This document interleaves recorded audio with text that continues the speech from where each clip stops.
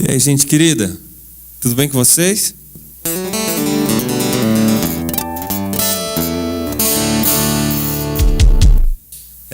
Para nós é um prazer muito grande estar aqui. A gente vai começar cantando uma canção que chama Redenção. Eu não sei se você conhece. Se você conhecer, você canta com a gente, tá bom?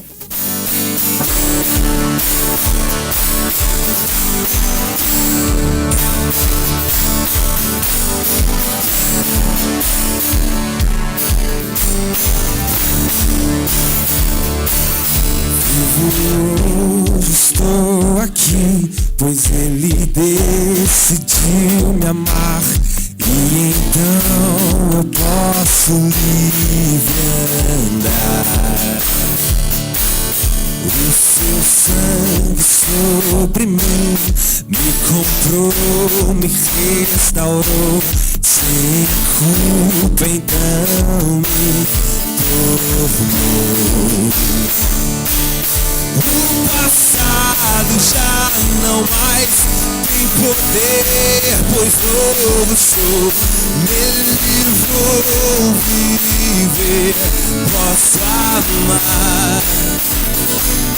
Toda morte e o sofrer não me assustarão jamais, pois foi Ele quem venceu em meu lugar.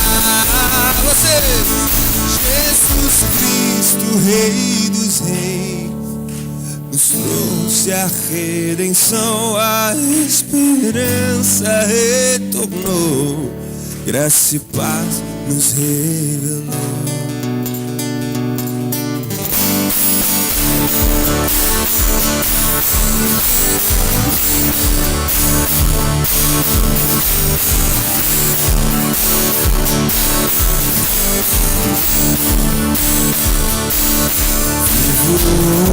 Hoje estou aqui, pois Ele decidiu me amar, e então eu posso livre andar. O seu sangue sobre mim me comprou, me restaurou, sem culpa então me tornou. E o passado já não mais tem poder, pois novo sou. Nele vou viver, posso amar. Toda morte e o sofrer não me assustarão jamais, pois foi Ele quem venceu em meu lugar. Tudo entregar, vou me render aos seus pés, vou me lançar. Tudo entregar, vou me render aos seus pés, vou me lançar. Tudo entregar, vou me render aos seus pés, vou me lançar. Tudo entregar, vou me render aos seus pés, vou me lançar. Tudo entregar, vou me render aos seus pés, vou me lançar. Tudo entregar, vou me render aos seus pés, vou me lançar. O passado já não mais tem poder, pois novo sou. Nele vou viver, posso amar. Toda morte e o sofrer não me assustarão jamais, pois foi Ele quem venceu em nosso lugar. Ei, Jesus Cristo, Rei dos Reis, trouxe a redenção, a esperança retornou, graça e paz nos revelou. Jesus Cristo, Rei dos Reis, trouxe a redenção, a esperança retornou, graça e paz nos revelou. Jesus Cristo, trouxe a redenção, a esperança retornou, graça e paz nos revelou. Jesus Cristo, Rei dos Reis, nos trouxe a redenção, a esperança retornou, graça e paz nos revelou.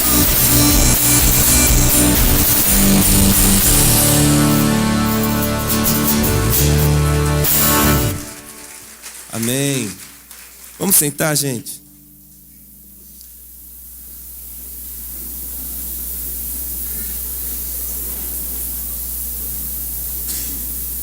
Existe uma canção do nosso disco 500.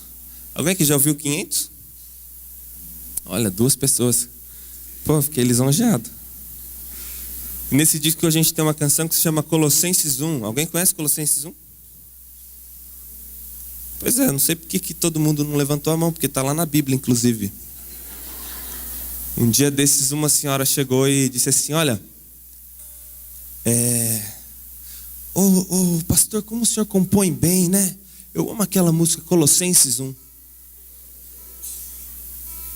Eu disse assim: irmã, inclusive, foi Paulo, viu, que escreveu, se me falha a memória. Água. Foi Paulo, eu acho, que escreveu, viu? A gente só colocou uma musiquinha.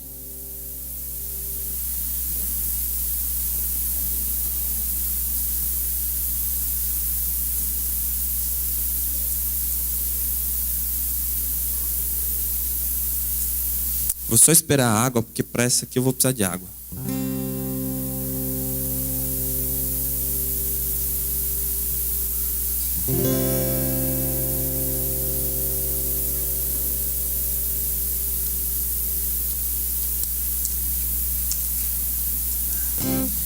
Descansaram já? Vou ficar em pé então para cantar.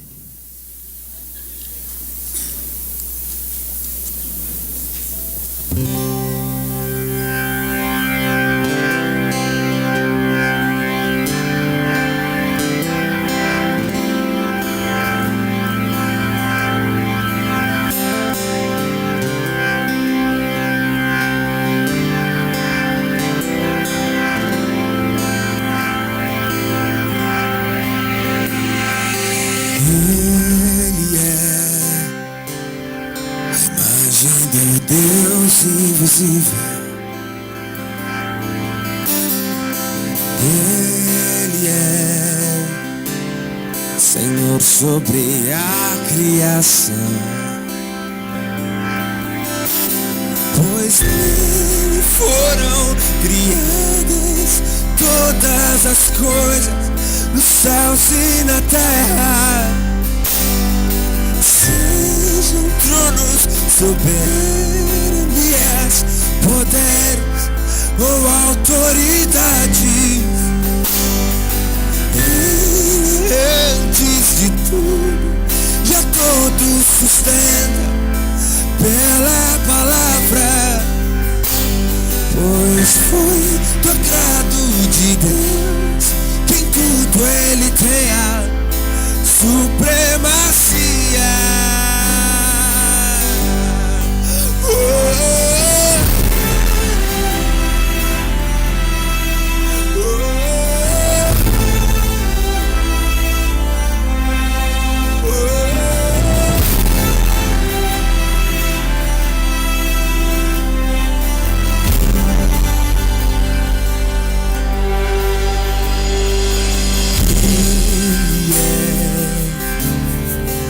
Esplendor da glória do Pai, Ele é a santa expressão do seu ser, pois nele foram criadas todas as coisas, nos céus e na terra, sejam tronos, soberanias, poderes ou autoridade. Ele, antes de tudo, já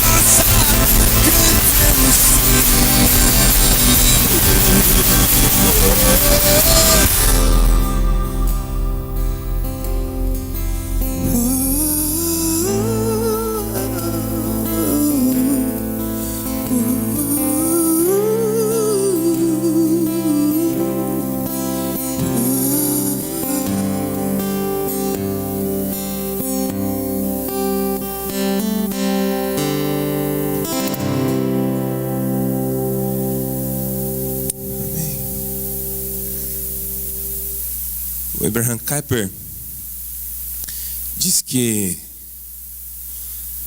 não há nenhum espaço do nosso mundo mental que pode ser hermeticamente isolado, de modo que não há nenhum centímetro quadrado em todas as áreas da existência humana, o qual Cristo, que é Senhor de tudo, não clame: é meu.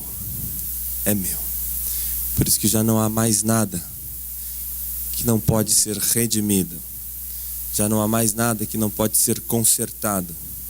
Já não há mais nada que não pode sinalizar e apontar para o Deus e Pai de nosso Senhor Jesus Cristo. Porque Ele, através de seu sangue, está redimindo todas as coisas. Não são só as coisas relacionadas à fé. Não é apenas a nossa vida religiosa.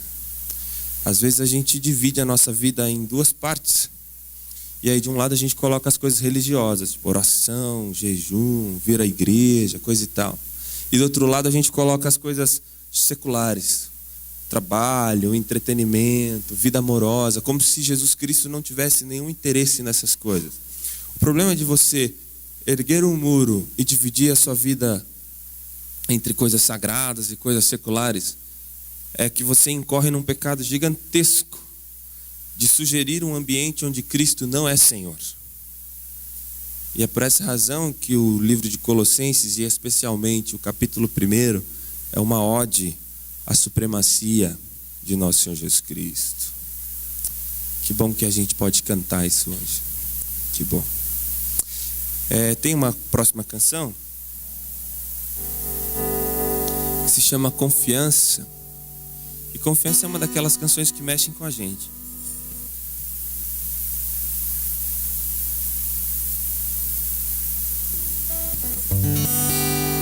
Se você quiser sentar um pouquinho. Existe uma teologia por aí que diz que crente não sofre, né? Existem algumas igrejas por aí que prometem prosperidade imediata e de que se o cristão estiver passando por algum tipo de sofrimento ou de cerceamento de bens materiais, é porque talvez ele esteja em pecado ou porque talvez ele não deu o dízimo corretamente, aí o devorador foi lá e queimou a geladeira dele, enfim. Eu acho que não existe nada mais distante do evangelho do que sugerir que o cristão não sofre. O mundo não é dividido entre cristãos que não sofrem e pessoas comuns que sofrem. Os cristãos não sofrem porque ele tem um Deus que faz todas as coisas por eles. Não. Todos nós sofremos. Sofrimento é inerente à vida humana. O mundo está dividido entre pessoas que sofrem e pessoas que aprenderam de seu Cristo, de seu Mestre, a uma nova postura para atravessar o sofrimento. Foi o apóstolo Tiago, no 1º capítulo, no verso 2, que nos diz que, de sua carta, que nos diz que meus irmãos, têm de motivo por grande gozo ao passardes por várias provações, sabendo que a prova da vossa fé produz a perseverança tendo obra completa a paciência, sendo assim atingis a maturidade sem em nada ter desefeito algum. Tenham alegria ao atravessar pelo sofrimento. E o sofrimento e a tribulação ali traduzida é um termo que era usado a um instrumento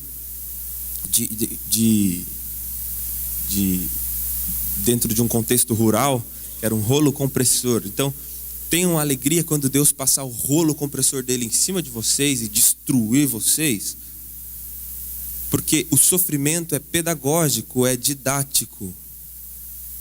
É Deus querendo te ensinar perseverança, e com a perseverança vem a paciência, e com a paciência vem a maturidade. Por isso que C.S. Lewis diz que o sofrimento é o lugar onde nós aprendemos coisas que nós não aprenderíamos em nenhum outro ambiente.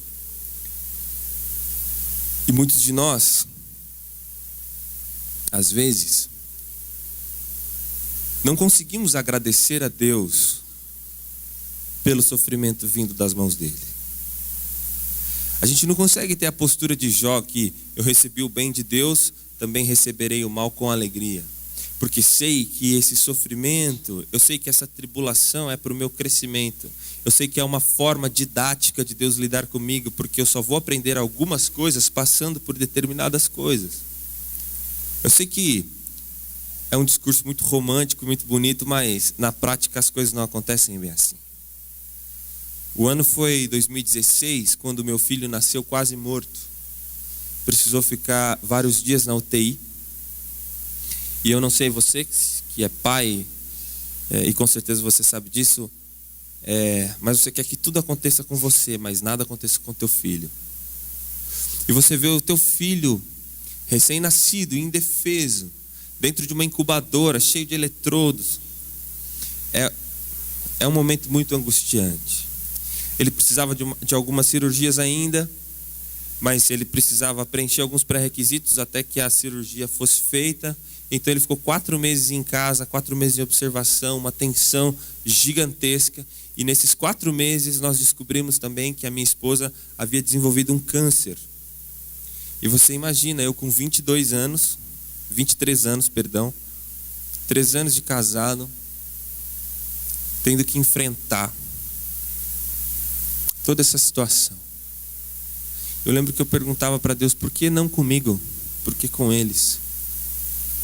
E aí eu aprendi que eu tenho que receber com alegria. E eu tenho que me sentir privilegiado quando Deus nos abençoa com muitas provações. Porque a prova da nossa fé produz a perseverança.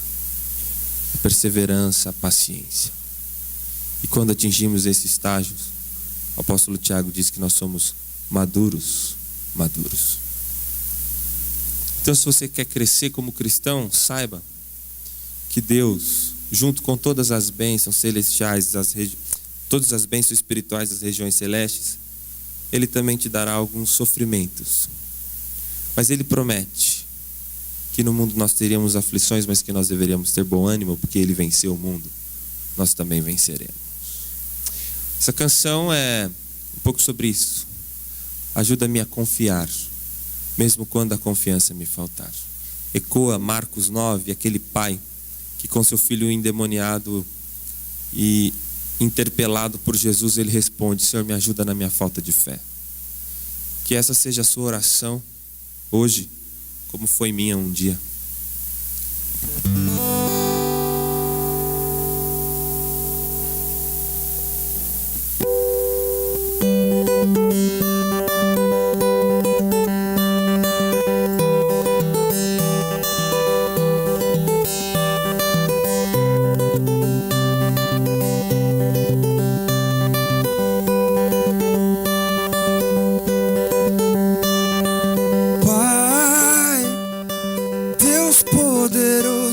Tem compaixão de mim. Preciso da tua graça abundante aqui. Quebra meu coração e salva-me de mim. Faz-me bem aventurar em ti.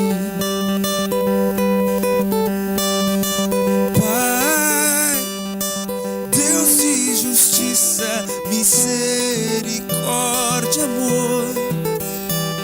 Confesso que me afastei, me esqueci de ti.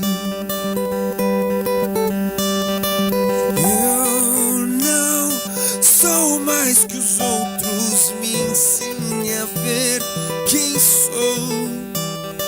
Faz-me doar ao invés de possuir. Esvazia o meu ego, enche-me de ti. Ajuda-me a confiar, mesmo quando a confiança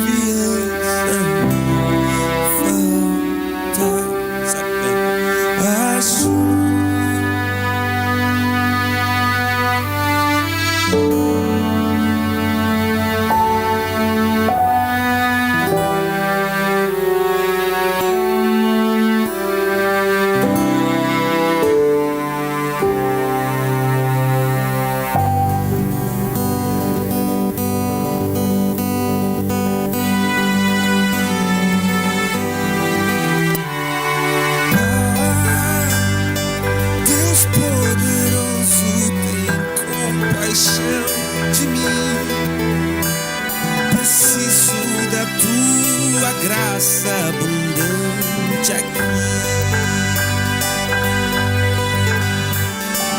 Quebra meu coração e salva-me de mim. Faz-me bem aventurado em ti.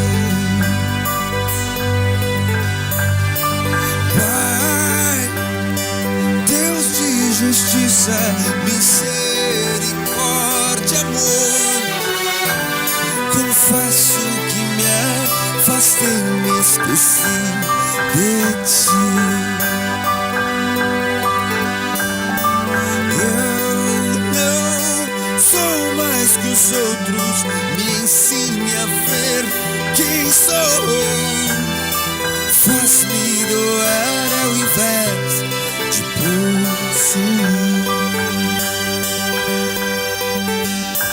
Esvazia o meu ego, enche-me de ti. Ajuda.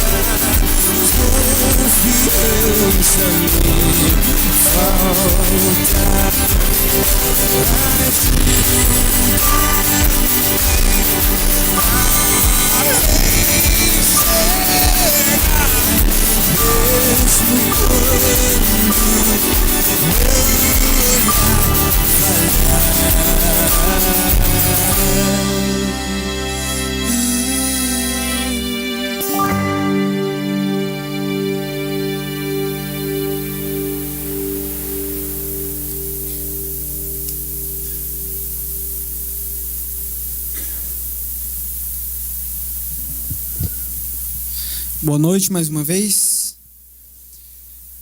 Meus irmãos, queria pedir antes aqui que, se tiver na fileira que você está, local mais ao centro, que você sente mais ao centro, porque ainda está chegando pessoas e, para quem for chegando, poder sentar nas pontas, para ser mais confortável.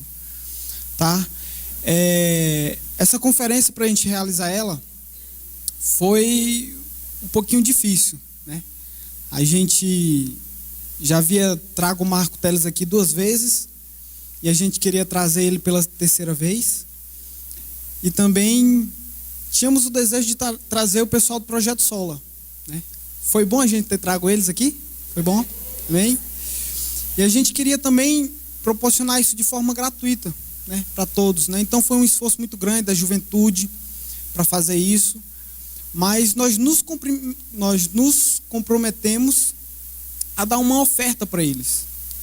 Então esse momento a próxima música que eles forem cantar, vai ser um momento de ofertório para que a gente possa dedicar a eles. Tanto o Marco Teles quanto o pessoal do Projeto Sola são pessoas que vivem da música, que vivem da obra, que dependem disso. E ontem a gente tirou uma oferta aqui, mas foi uma oferta assim, foi muito baixo, diante daquilo que a gente já se comprometeu a dar a eles. Não aquilo que a gente quer, mas aquilo que a gente já se comprometeu. Então, a gente queria pedir a contribuição de vocês nesse sentido. A oferta que a gente está tirando aqui hoje vai ser destinada ao Marco e ao pessoal do Projeto Sola, tá bom? Então, se você puder nos ajudar nesse sentido, nós ficaremos muito felizes. Amém?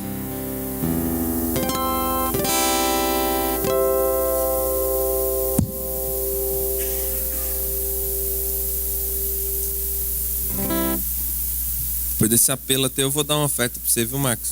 Aí você dá uma para mim. Pode ser? Do mesmo valor, tá? Essa canção se chama Confissões e ela tem esse nome por um motivo que é óbvio para alguns nem tanto. É um livro do século IV de Agostinho, bispo da igreja de Hipona, Santo Agostinho. Confissões, e nessa canção a gente fala do trecho que é o capítulo 38 do livro 10, a sua conversão.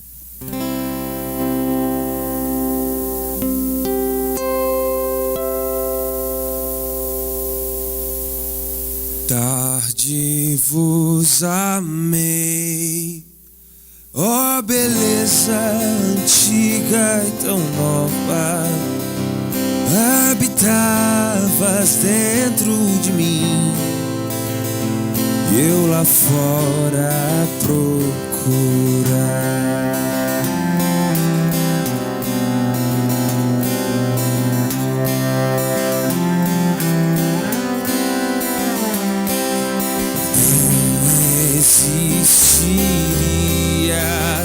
Se eu não existir em você, formado mantinha-me longe da beleza que é o teu ser. Mas sua voz bradou, rompendo minha surdez, e assim me chamou.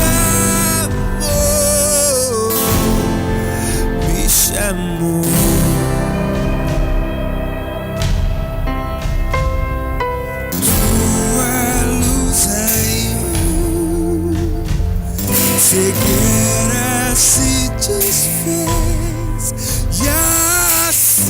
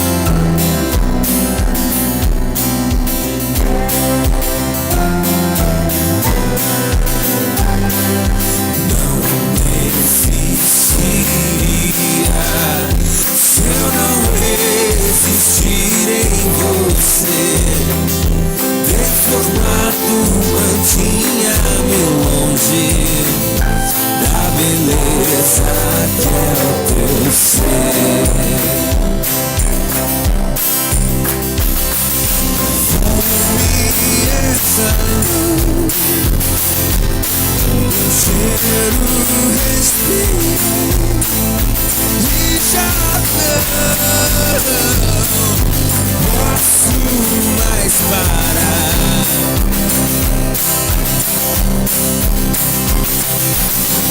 Quero um toque forte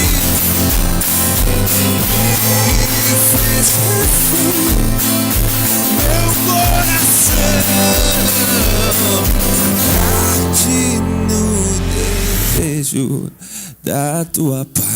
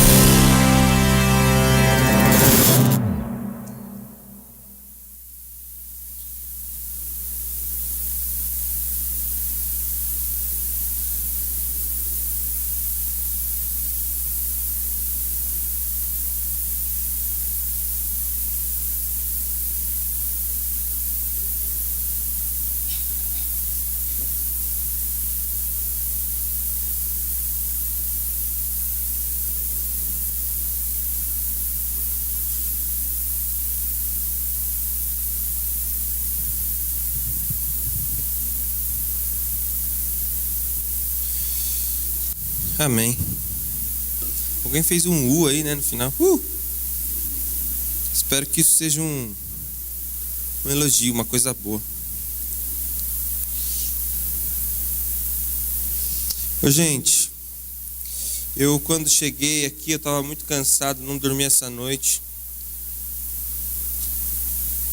O voo foi bastante longo. Os voos, né? Foram várias escalas. Parecia até aqueles ônibus que vai, pinga-pinga que chama, né? Que vai passando de cidade em cidade assim. Com uma pequena diferença só, que sobe e desce, sobe e desce, sobe e desce. Então eu fiquei um pouco desorientado, inclusive. Cheguei passando um pouco mal, mas não quis alertar ninguém. E almocei, coisa e tal, mantive o bom humor. Quando vim passar o som, e se intensificou isso, eu não sei se por conta de fuso horário, se por conta de calor, enfim.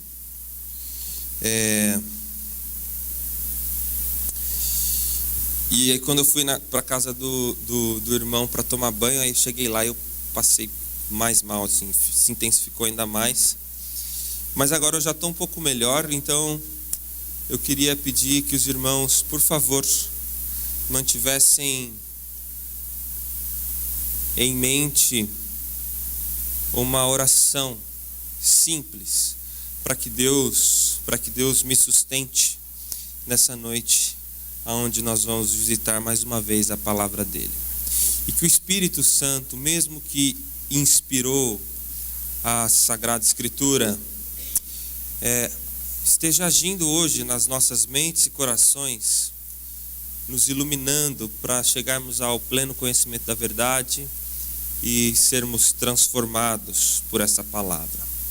Porque o livro de Tiago, capítulo 1, verso 22, diz que aqueles que são apenas ouvintes e não praticantes do Evangelho, eles enganam-se a si mesmos. São semelhantes a alguém que olha no espelho, vê o próprio rosto e, ao virar-se, já esquece do que viu. Portanto, que o Espírito Santo sustente esse débil pregador e que o Espírito Santo sustente cada um de vocês nessa noite, quando nós vamos visitar mais uma vez a sua santa palavra. Amém? Vamos abrir então no primeiro livro de Pedro, no capítulo 2, nós leremos do verso 1 até o verso 10. 1 de Pedro, capítulo 2, os 10 primeiros versos, e eu leio a versão da NVI, a Nova Versão Internacional. Portanto, livrem-se de toda maldade, de todo engano, hipocrisia, inveja e toda espécie de maledicência. Como crianças recém-nascidas, desejem de coração o leite espiritual puro, para que por meio dele cresçam para a salvação. Agora que provaram que o Senhor é bom, à medida que se aproximam dele, a pedra viva, rejeitada pelos homens, mas escolhida por Deus e preciosa para ele, vocês também estão sendo utilizados como pedras vivas na edificação de uma casa espiritual, para serem sacerdócio santo, oferecendo sacrifícios espirituais aceitáveis a Deus, por meio de Cristo Jesus. Pois assim é dito na Escritura: eis que ponho em Sião uma pedra angular, escolhida e preciosa, e aquele que nele confia jamais será envergonhado. Portanto, para vocês, os que creem, essa pedra é preciosa, mas para os que não creem, a pedra que os construtores rejeitaram tornou-se pedra de tropeço, pedra que faz cair. Os que não creem tropeçam, porque desobedecem à mensagem, para o que também foram destinados. Vocês, porém, são geração eleita, sacerdócio real, nação santa.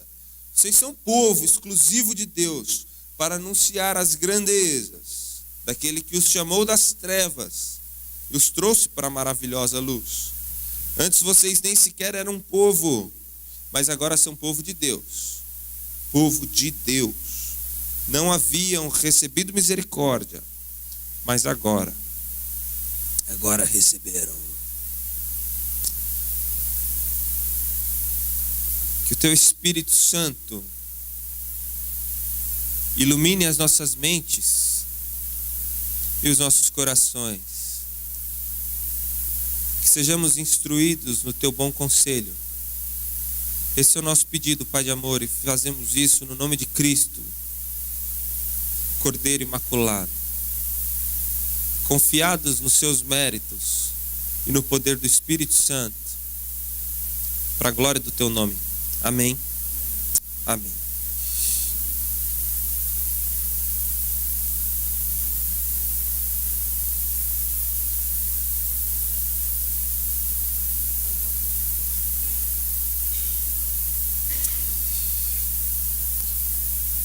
Hoje a minha reflexão se baseia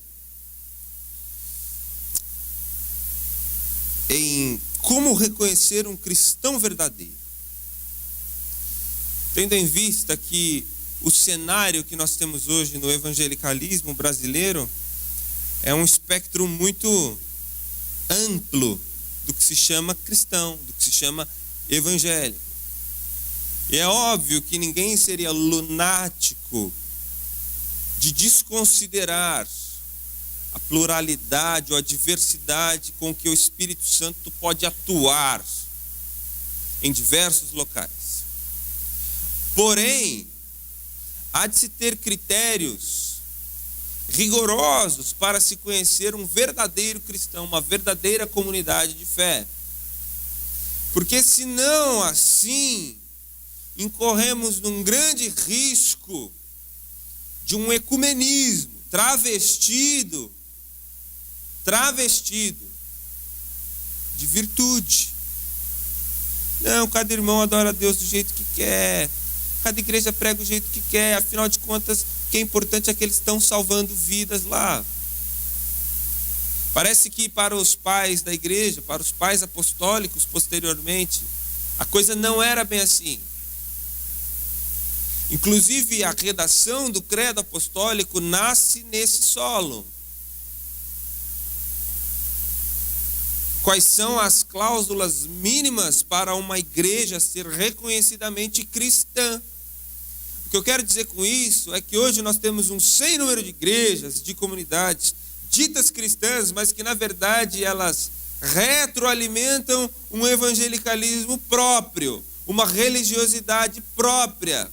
misturando judaísmo, gnosticismo, misturando secularismo, paganismo, e criam uma religião à sua imagem e semelhança.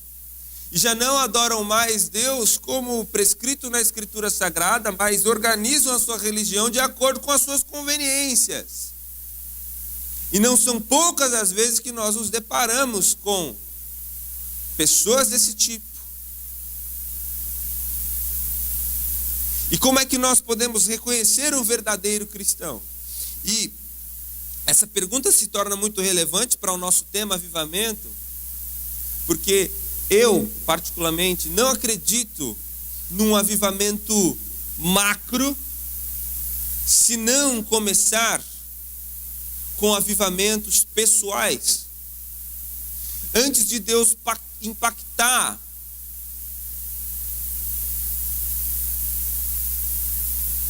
com poder e grande glória a Nova Inglaterra, Deus avivou pessoalmente Jonathan Edwards. Antes de Deus impactar e visitar familiarmente, como assim foi descrito, as ilhas Fiji, algumas pessoas foram despertadas primeiro. O remanescente foi despertado primeiro. O que eu quero dizer é que às vezes a gente fica, Senhor, aviva, Senhor, aviva. Vamos, Deus, aviva a tua obra no meio dos anos. Até, inclusive, usamos Abacuque para isso. Mas ninguém quer pagar o preço, ninguém quer ser o primeiro. Cadê aqueles que são vanguarda? Cadê aqueles que viram o avivamento primeiro e buscaram um despertamento pessoal? Então, eu não acredito que Deus vá avivar a sua igreja como um todo, sem antes avivar pessoalmente algumas pessoas.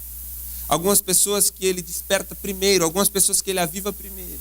Então a minha proposta aqui hoje é não dizer, olha pessoal, vamos fazer isso, porque assim Deus vai fazer um avivamento aqui em Rio Branco, aqui no Acre. Não.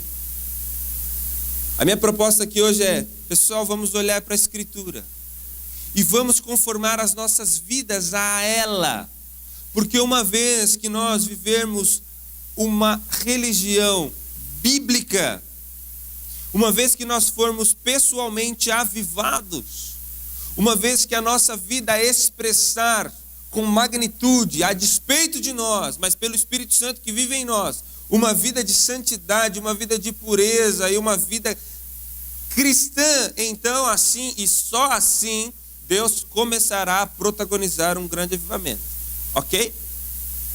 Então, como é que tem que ser a vida do cristão? O que é um cristão verdadeiro? E essa pergunta se torna muito relevante por um segundo motivo. Hoje, nós vivemos na época da bizarrice gospel. Então, para onde nós olhamos, a gente vê tipos de evangelho muito diferentes, como eu já disse. Então, esses dias eu liguei a TV, sábado, de manhã. Então, eu não aconselho ninguém a fazer isso. E vi um sujeito vendendo indulgências, vendendo coisas consagradas em Israel, e dizendo que através daquilo você obteria sucesso financeiro por uma pequena quantia de oferta. Era algo em torno de R$900. Você liga a TV e você vê um sujeito vendendo uma fronha ungida para você sonhar os sonhos de Deus. Você vê um sujeito vendendo uma água suja, provavelmente coletada do rio Tietê, dizendo que é do Rio Jordão. Você vê o sujeito vendendo sal, dizendo que se você colocar em lugares estratégicos da sua casa, você será abençoado. Você vê sujeitos ungindo roupas de pessoas. Traga a a calça do seu marido, porque ele nunca mais vai ser infiel a você. Traga a camisa de seu esposo, porque ele vai ser convertido. Traga um copo para que ele pare de beber, porque Deus contempla a tua fé. E todo tipo de bizarrice em nome do verdadeiro evangelho. Então, olhando para esse texto, nós podemos perguntar a ele quais são as marcas que Pedro nos coloca de um verdadeiro cristão. Quem são os verdadeiros cristãos? Em primeiro lugar, no verso 1, o verdadeiro cristão é aquele que está disposto a se livrar de toda forma de mal. Veja aí no seu texto: portanto, livrem-se de toda maldade, todo engano, hipocrisia, inveja e toda espécie de maledicência. Então, são alguns exemplos de mal, mas ele sempre leva o argumento para o lado genérico. Ou seja, o cristão verdadeiro é aquele que está disposto a se livrar de toda forma de mal. Agora, olhe para mim, eu não estou dizendo que o cristão ele tem de ser perfeito, ou de que o cristão pode atingir uma perfeição aqui na terra. E também não estou dizendo que só são verdadeiros cristãos aqueles que têm uma pureza moral exemplar. O que eu estou dizendo é aqueles que estão dispostos, aqueles que estão no processo, aqueles que entendem, como Lutero entendeu um dia: sei que não sou quem devo ser, sei também que não sou o que preciso ser, mas certamente sei que eu já não sou quem eu era. É aqueles que estão completamente lutando contra a própria carne, aqueles que estão constantemente se policiando, de modo que se perguntam constantemente: Deus, em que posso melhorar? Senhor, apressa-te em cumprir em mim o teu querer. Senhor, esses pecados que ainda me são prazerosos, Senhor, esses pecados que eu ainda insisto em correr atrás deles, tira de mim. Pessoas que estão dispostas a se livrar de todo tipo de mal. E nós vemos pessoas que se dizem cristãs hoje, mas que nutrem em seus próprios corações arrogância egoísta. Pessoas que nutrem em seus próprios corações avareza. Pessoas que se dizem cristãs, mas nutrem em seus próprios corações fofoca, inveja. Pessoas que se dizem cristãs, mas não fazem o mínimo esforço para se livrar de sua vida pecaminosa. O cristão verdadeiro é aquele que tem sede para se livrar de toda forma de mal, que busca incansavelmente se livrar de toda forma de mal. Em segundo lugar, verso 2. O cristão verdadeiro é aquele que é faminto pelo alimento genuíno espiritual. Veja que Pedro diz do leite espiritual, do alimento genuíno. Segunda coisa, o cristão verdadeiro, ele tem fome e sede do alimento espiritual. O que é que você tem apreciado na sua vida? Quantas horas você passa em rede social, em Netflix, nisso, naquilo, e se alimenta de todas essas coisas? E essas coisas não são essencialmente ruins. Agora a pergunta que eu faço é: qual é o lugar que isso tem no seu coração? O que você tem apreciado? Você ama a Escritura de fato? Você sabe que uma das maiores vergonhas para nós cristãos é saber que nós perdemos de lavada para outras religiões, por exemplo, como os muçulmanos. E tem gente que tem 20 anos na igreja e nunca leu a Bíblia inteira. Tem gente que tem 30 anos de igreja e não tem apreço algum pela Escritura Sagrada. Eu me recordo na minha época de infante, que quando a gente chegava na porta do templo, se o pastor estivesse proclamando a Escritura, lendo a Escritura, nós não entrávamos, em respeito à Santa Palavra, para não atrapalhar ninguém de ouvir a proclamação da Escritura. Hoje, às vezes eu estou pregando assim de cima lá na nossa igreja, não vou falar da igreja de vocês não, porque a igreja de vocês é boa, a minha que é ruim. Estou pregando lá de cima e vejo pessoas, enquanto nós estamos lendo a Escritura Sagrada, às vezes fazendo leitura responsiva, o sujeito, a sujeita está no Instagram, curtindo fotos, respondendo mensagens no WhatsApp. O que você tem apreciado? Qual é o alimento que tu tem dado para a tua alma? É interessante que, em contrapartida a isso, Paulo diz lá no livro de Timóteo que no final dos tempos as pessoas teriam coceira no ouvido para ouvir aquilo que lhe apraz. Tem gente que está ouvindo aí pastor piadista, pastor que conta resenha, que conta história, e acha que isso é evangelho, porque apraz. Tem gente que está aí procurando igrejas e líderes que falam coisas para massagear o próprio ego. Agora, a minha pergunta para você é: qual a coceira que você tem no ouvido? O cristão verdadeiro, ele tem que ter fome de conhecer mais o seu Deus. Afinal de contas, quem é aquele que me salvou? Ele lê livros de teologia, ele procura boas pregações, ele procura bons sermões, ele vem à igreja todo domingo para ser edificado, ele tem fome, na hora que o pastor está pregando, ele nem pisca, ele tem sede da palavra de Deus, da Escritura Sagrada. Alguns hoje, a gente vê um desdenho com teologia. Isso é coisa para o pastor. Esses termos difíceis aí, afinal de contas, isso aí não leva ninguém para o céu. É óbvio que não. Mas isso é um sintoma de uma alma doente, que não quer se comprometer com as verdades do Evangelho. O cristão verdadeiro é aquele faminto. Ele tem sede. Ele quer conhecer mais o próprio Deus. Ele quer conhecer mais o próprio Cristo. Tem gente que abre a Bíblia só no culto. Sabia? Eu conheço gente assim. Que passa a semana inteira sem abrir a Escritura para alimentar a sua alma. Eu conheço gente assim. Mas os cristãos verdadeiros têm sede. Eles querem o alimento genuíno. É interessante que Pedro usa essa expressão, genuíno. Ele não tem sede do evangelho falso. Ele não quer ler livro de psicologia cristã. Não. Ele quer ler a Escritura, livros bons de teologia, alimento espiritual para a sua própria alma. Verso 4. O verdadeiro cristão, ele vai a Cristo pela fé. Pela fé somente. Hoje as pessoas têm ido o falso cristão, né? As pessoas têm ido à igreja pelo entretenimento. Têm ido à igreja por ganância. Têm ido à igreja porque sabem que Deus pode fazer tudo em prol deles.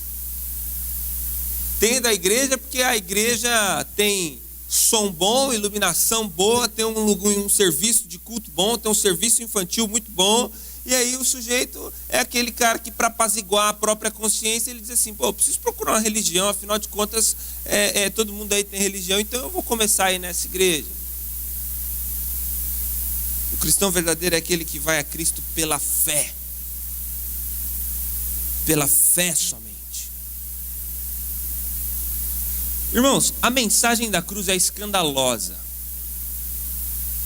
Nenhum homem natural a aceitaria se não fosse pela fé. Hilário de Poitiers diz que o maior dos pecados foi quando o Império Romano começou a dar terras, status e posição social para os crentes. Antes continuassem nos perseguindo e nos jogando para os leões, porque assim saberíamos que quem se identificasse como cristão realmente tinha fé em Cristo.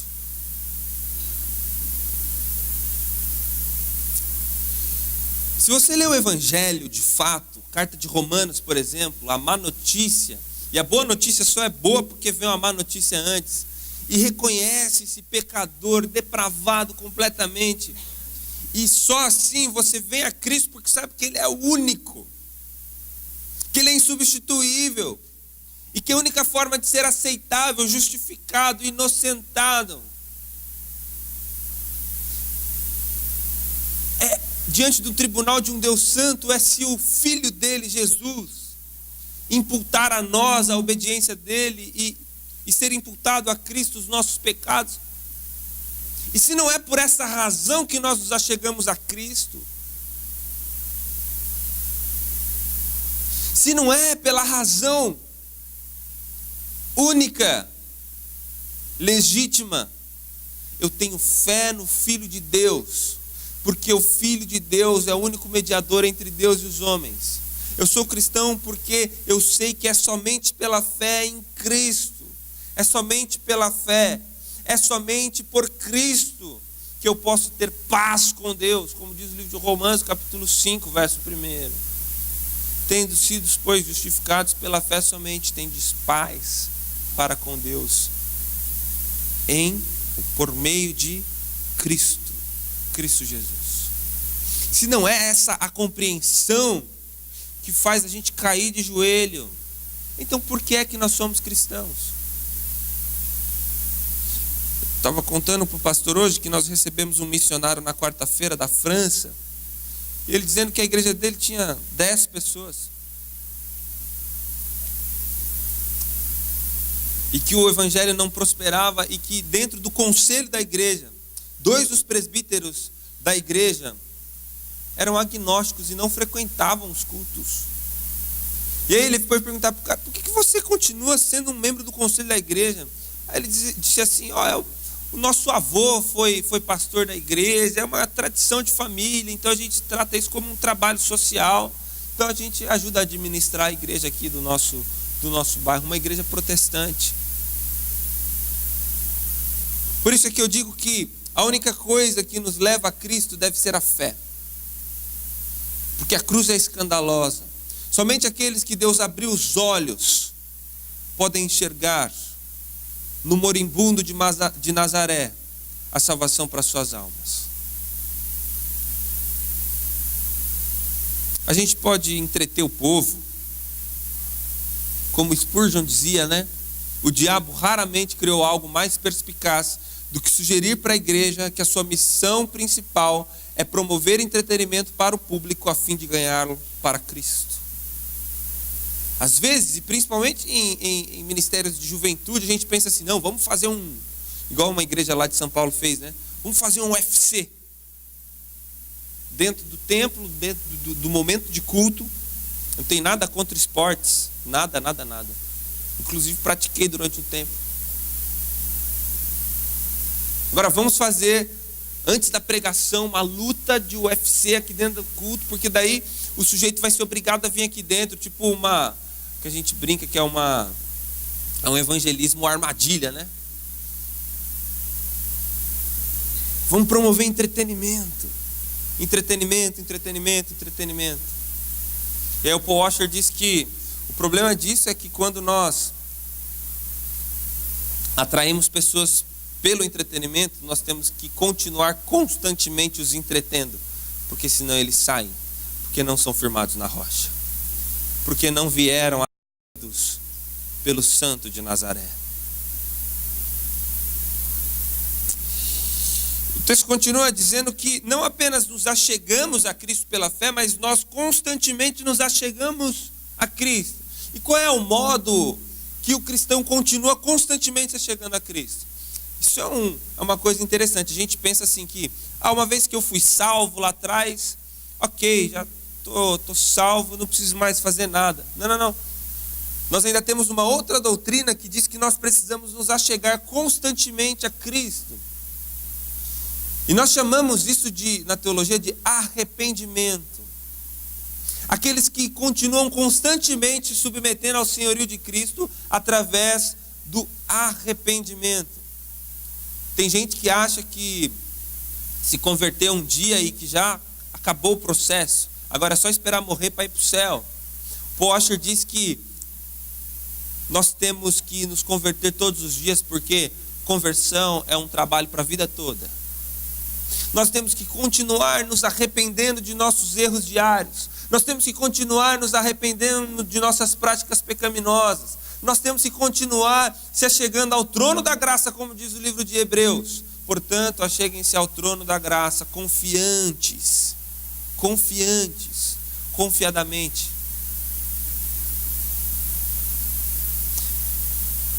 É por essa razão que Jonathan Edwards dizia que o avivamento verdadeiro, ele é precedido por noção de pecado e arrependimento sincero. Todos os grandes avivamentos da história começaram com pedidos de perdão, com o povo se arrependendo. Senhor, nós precisamos do Senhor. O nosso modo de vida não é coerente com o teu santo evangelho. Nós nos arrependemos dos nossos pecados. Noção de pecado. David Wilkerson sentia dores abdominais quando em oração expunha os próprios pecados e os pecados de sua comunidade. Era tão intensa essa noção de que nós somos pecadores, era tão verdade para ele, no coração dele, que ele tinha reações psicossomáticas, reações físicas, de sentimentos de angústia. Como nosso Cristo, por exemplo, lá no jardim de Getsemane, chorou lágrimas de sangue. Era tão intenso a noção de pecado que David Wilkerson tinha, que ele sentia dores físicas pelos próprios pecados. Qual foi a última vez, e o Eugene Peterson faz essa pergunta, qual foi a última vez que tu chorou por um pecado cometido? Parece que a gente vai acostumando com essa narrativa de que somos todos pecadores, enfim, todo mundo peca, que a gente tira o peso disso. Para nós parece que não tem tanta importância. Agora foi o meu e o teu pecado que pregou o Filho de Deus na cruz do Calvário. A gente pensa que a graça é de graça. O Dietrich Bonhoeffer fala isso, né? Que isso é uma graça barata, porque a graça verdadeira custou muito caro. Custou a vida do Filho de Deus. Quando eu e você pecamos, nós estamos escarrando na cruz do Cordeiro. Por isso é preciso, assim como diz o apóstolo João, filhinhos, não pequeis, se porventura pecardes, saibais que tendes um advogado no céu, que é fiel e justo para nos perdoar. Por isso que Tiago diz: confessemos os nossos pecados uns aos outros, para que haja cura. Deus é perdoador de pecados. Agora minha pergunta é: você é um confesso arrependido? Qual foi a última vez? Me diga, qual foi a última vez que tu entrou no teu quarto, fechou a tua porta e disse assim: eu vou orar para que Deus me perdoe pelos meus pecados?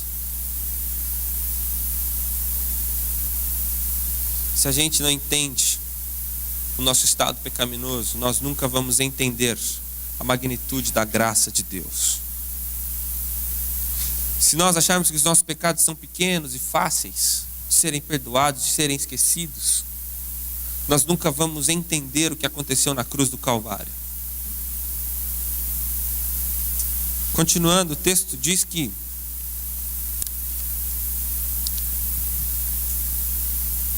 eu já vou pular lá para o verso 9, a gente está sem muito tempo. Que os verdadeiros cristãos são partes integrantes de uma comunidade. Verso 9 é completamente plural. Vocês são. Ninguém é povo de Deus sozinho. Ninguém é propriedade exclusiva de Deus sozinho.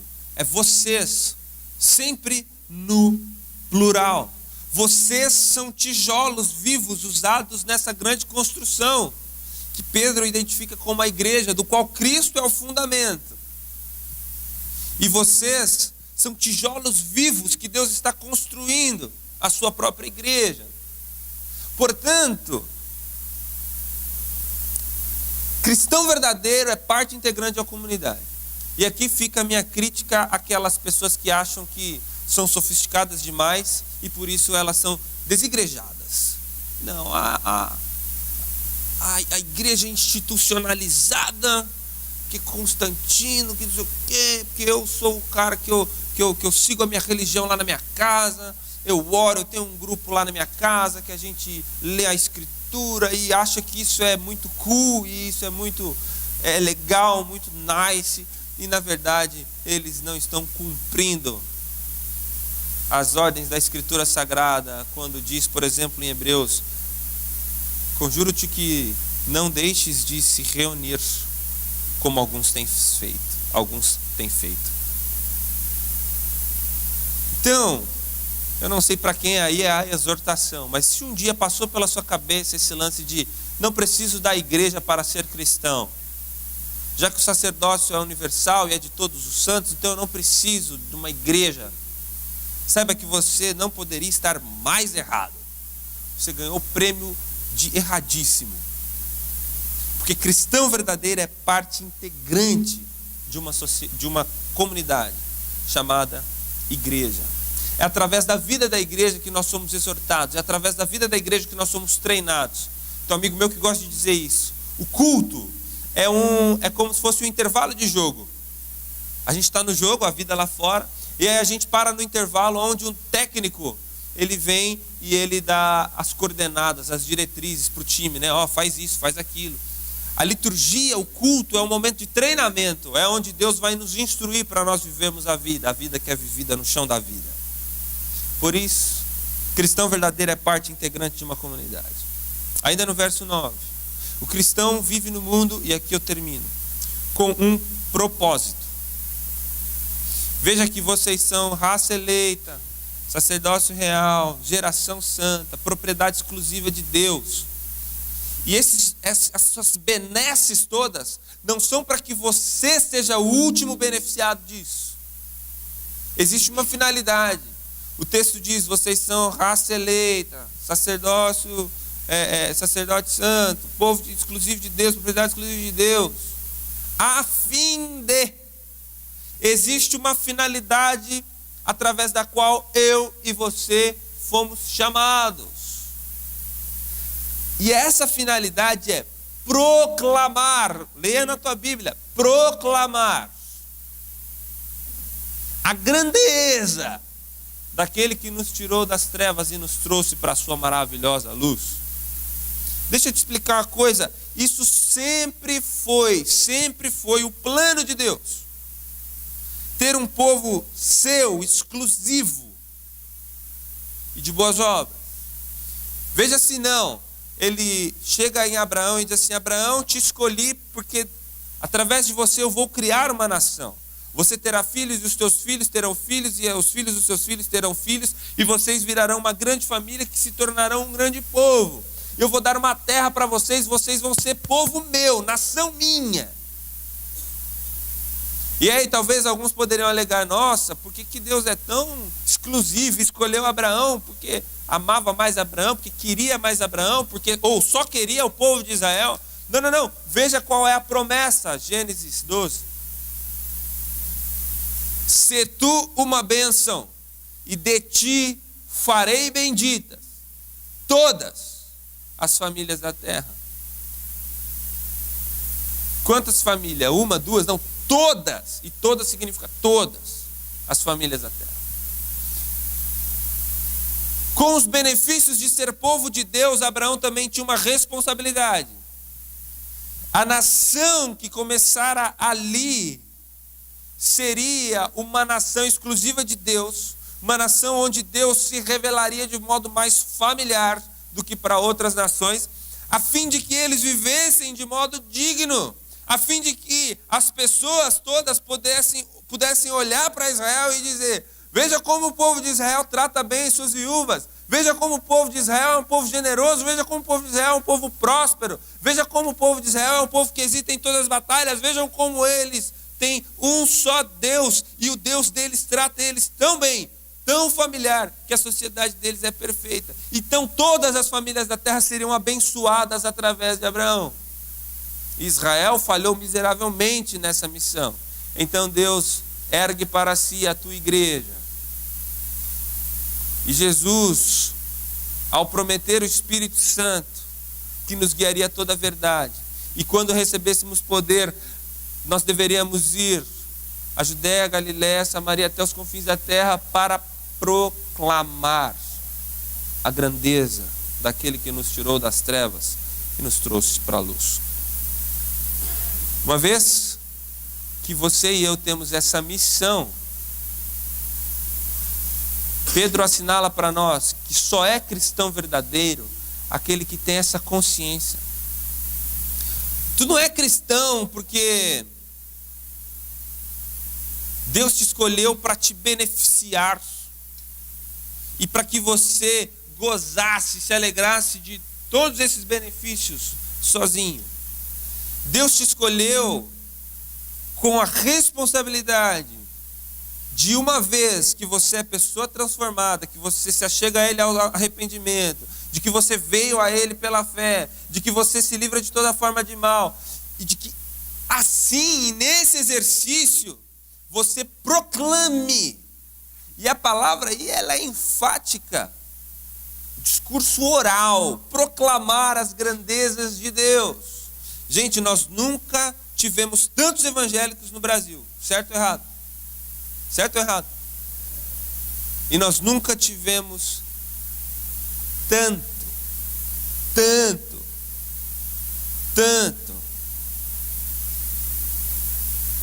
falta de empenho na evangelização.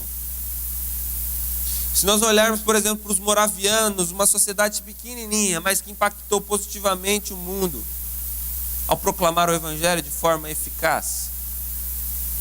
Hoje nós temos tantos cristãos, mas nunca nós fomos tão amordaçados, nunca nós fomos tão irrelevantes, nunca nós fomos tão inexpressivos, de modo que nós temos, dizem as pesquisas aí, 50 milhões de evangélicos no Brasil. E o país não melhorou em nada.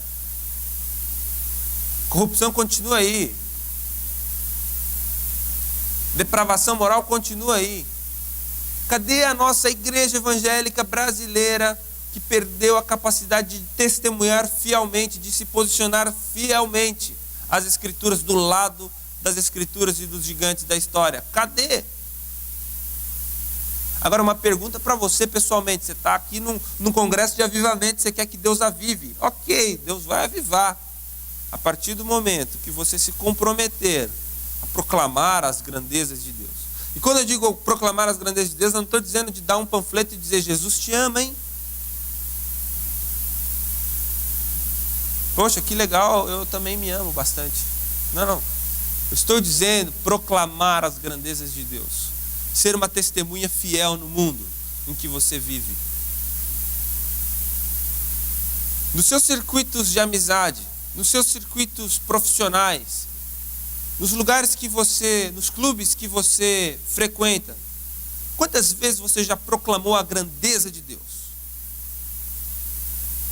Quantas vezes você disse: ô amigo, escuta, vem cá que eu quero ter um papo contigo.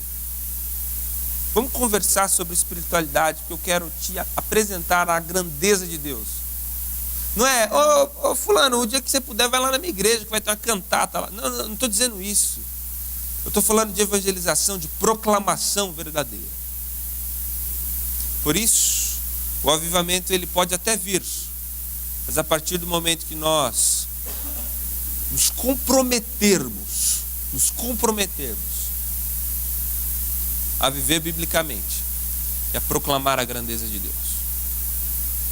Amém? Amém. Vamos orar? Baixe sua cabeça.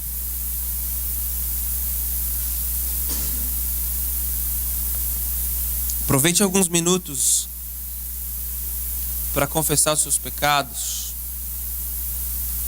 Aproveite alguns minutos de silêncio para conversar com Deus.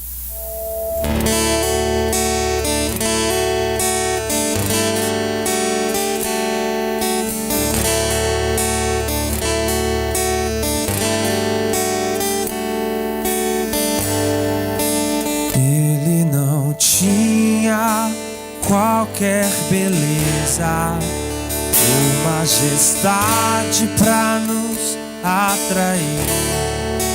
Nada havia em sua aparência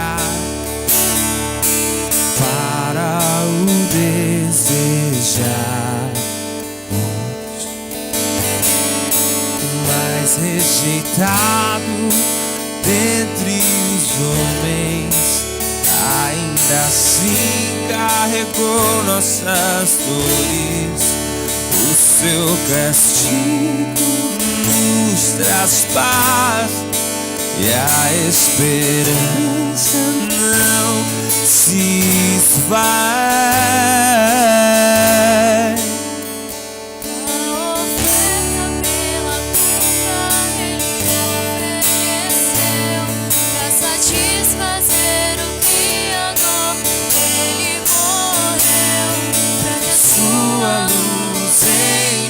Pudesse brilhar, o filho do amor se entregou em nosso lugar.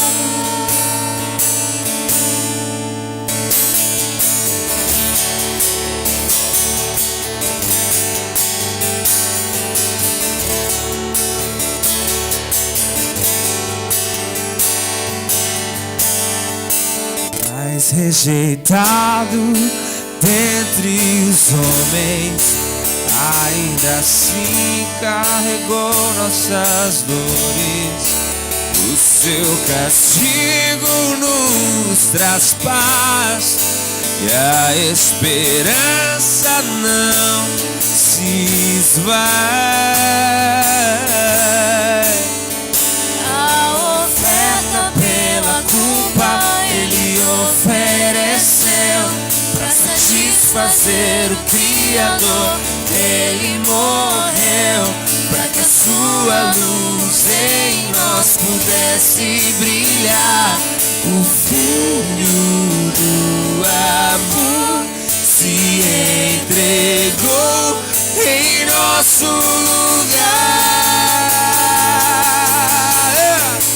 És o Cordeiro que pelos nossos pecados foi esmagado, sem dizer uma só palavra. Se entregou aos cravos, derramou sua vida até a morte, provando a ira amarga pra nos dar sua doce graça e nos fazer viver.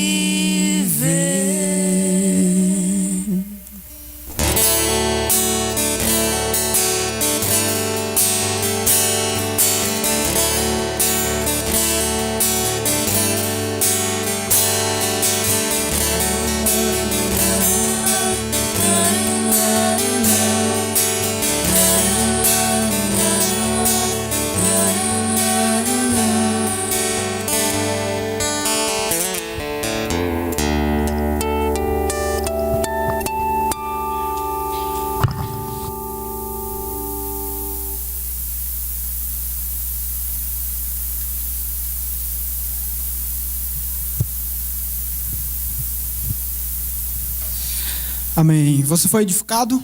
Foi bom? Amém? Eu tenho só um sorteio aqui. Tem uns livros aqui. E um pedaço de papel para sortear. Vou sortear aqui primeiro um CD aqui do Marco. O que é o CD? Explica aqui pro pessoal, Marco, como é que funciona. E quem quiser comprar. Boa noite, pessoal. O nosso CD novo, Sublime Bem, ele é vendido em formato digital. Então você vai comprar esse cartãozinho ali atrás. Na verdade, a pessoa que vai ganhar agora não vai precisar comprar, a não ser que ela queira nos ajudar, né? Afinal, o Jeff aqui quase chorou mais cedo. E quando você comprar esse cartãozinho, atrás dele está dizendo os 2 únicos passos que você tem que tomar para acessar o disco. Primeiro você acessa o site sublimebem.com e depois você coloca lá num espaçozinho o seu voucher, que é essa numeração atrás aqui. Quando você colocar o seu voucher, você vai poder fazer o download do disco com o encarte digital, com as letras das músicas, agradecimentos, ficha técnica e tudo isso. E aí você vai ter 24 horas para fazer o download no seu celular, no seu computador, em todos os seus gadgets, sei lá, todos os seus negocinhos que você tiver na mão, tablet e tudo, tá? Depois de 24 horas, esse voucher deixa de funcionar. A partir do momento que você utilizá-lo pela primeira vez. Quando você utilizar pela primeira vez, você tem 24 horas para fazer download em mais quantos aparelhos você quiser fazer, tá bom? Então é isso aqui. o discozinho do Sublime Bem, é R$12, você compra lá, tá aceitando cartão também, tudo. Hoje foi o nosso segundo dia de conferência. Amanhã e domingo continua, né? Amanhã à noite, às 7h30, vai estar aqui o pessoal do Sola novamente. Vai ter um vocalista mais que chega hoje de madrugada. Então, a partir das 7h30, a gente quer começar já, tentar começar um pouquinho mais cedo amanhã. E no domingo a gente tem novamente o Marco aqui com a gente, né? Dá para um gasto aí, né? Estamos encerrados então, pessoal. Boa noite. Chegue mais cedo amanhã.